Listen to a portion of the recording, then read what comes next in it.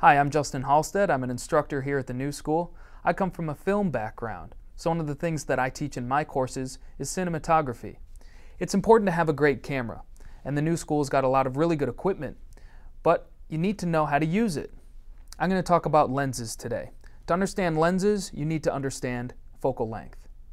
Now, what's focal length? You may have heard 20 millimeters, 50 millimeters. What does that all mean? That's the lens focal length. Focal length affects two things. It's your field of view, what you're actually going to see in the frame, whether it's going to be a wide shot or a tight shot, but it also affects your depth of field. As you can see behind me, the IMAX are soft and slightly out of focus. I'm in focus. I'm in the depth of field. Depth of field is the area of your shot that's in focus. You use depth of field to draw viewer attention to a certain part of the image.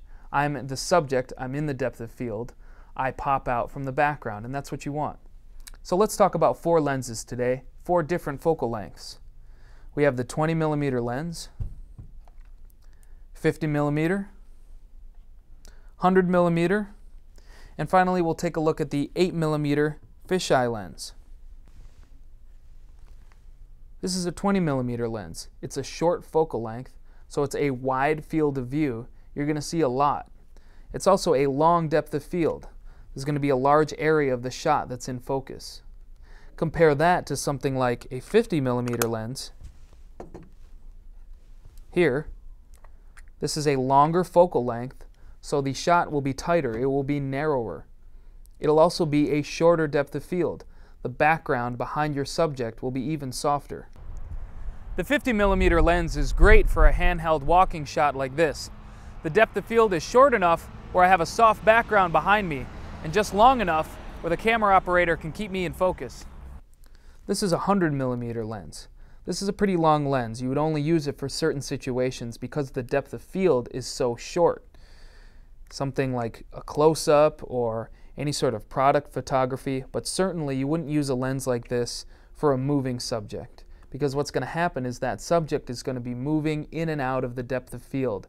So you're going to have to try to do what's called pulling focus, changing the depth of field to follow that subject, which will be difficult because with something like a 100 millimeter lens, that depth of field is going to be only inches.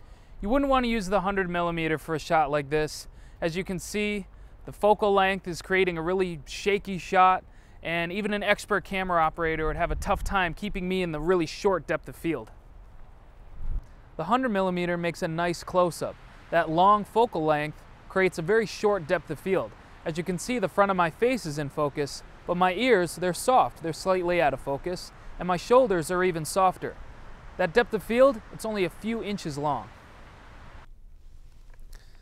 This is the shortest lens we have. This is an 8 millimeter fisheye lens. You can see the lens has a curved surface to it, and you may even be able to see the little bubble that's right there in the front of the lens. This is going to have a very wide field of view and a very long depth of field. Let's see this thing in action.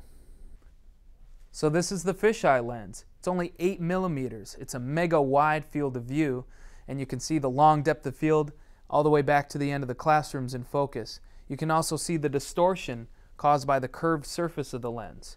I hope you enjoyed this demonstration. Browse our website, nsrt.org, for more information and enroll today. We'll see you in class.